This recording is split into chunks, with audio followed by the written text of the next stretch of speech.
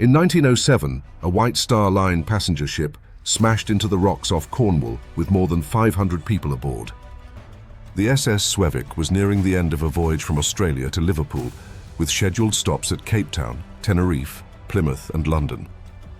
Her next port was Plymouth, where many of her passengers were preparing to disembark. Below deck, she carried thousands of tons of valuable cargo, including several thousand frozen sheep carcasses intended for the British market.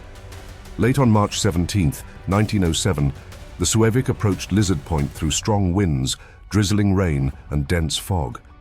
Captain Thomas Johnson Jones was trying to determine the ship's position using the beam from the Lizard lighthouse. Believing the light was still about 10 miles away, he kept the Suevic moving ahead at nearly full speed. He was badly mistaken. At around 10:25 that night, the Suevic struck the Mainhere reef with tremendous force. Her bow climbed onto the rocks and became firmly wedged, while water flooded several forward compartments. The engines were thrown into reverse, but the ship would not move. Distress rockets were fired into the fog, alerting the small coastal communities nearby. The Suevic was not immediately sinking, but reaching shore was extremely dangerous. Jagged rocks surrounded the vessel, and the narrow passages between them were known mainly to local fishermen.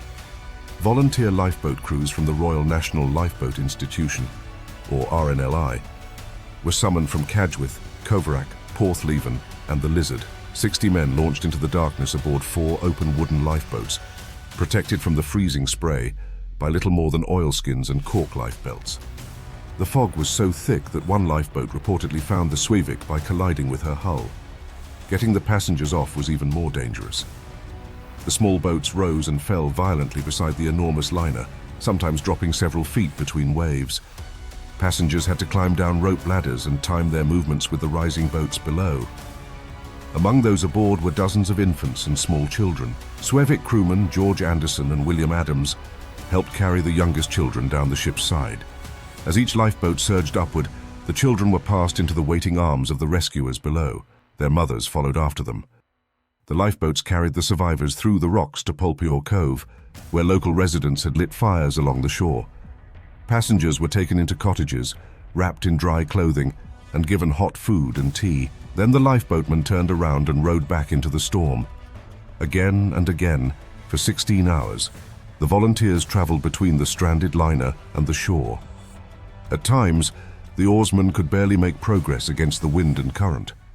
One rescuer, the Reverend Harry Vivian, helped guide one of the Suevic's own boats through the rocks.